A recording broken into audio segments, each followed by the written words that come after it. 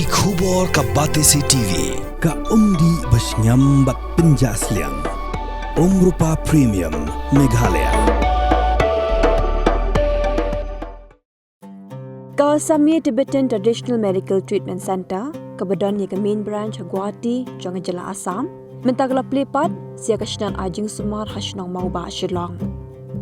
Limba ka ni ka jing pentep KST TMTC kelap ha ia ka ni ka khubor cepi pat ba baka Jingsumar ka jing pang babonjan.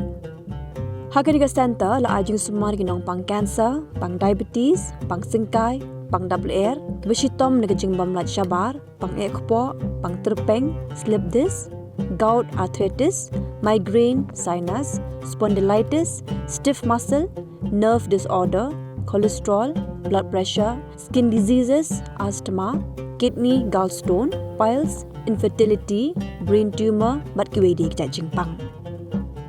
Hangni pila banyo Jingsumar lingba ki rukom Jingsumar de kinong Tibet. Kawasan Tibetan Traditional Medical Treatment Center kedon ru ikachlam Jingsumar Himachal yikinong pang cancer hakabagi nong pang ki ap omduna ikalai pho ne so pho sngi banyo ya Dawai bekerpang bal badan kam hadu kata-kata. Hakwi ki jela jongkri India ru kata ha Bangalore, ha Mumbai, ha Delhi kibru ki jenglan de ki kinta banyo ya Dawai. Syaban sumari ki nongpang ki doktor ki liat tes jua ya ka umpenje bari ka snam kana manlap ya ka daw tenra junga jingpang tang hapo shipholan ni khasan menen. Ki Dawai bla ashi ki nongpang hagan ga shlam Jingsumar ki dik bla yo jingitho na ka World Health Organization bat na lokata hagni la le ru ki Jingsumar lingba ka Accupuncture kat kum gi jingpang.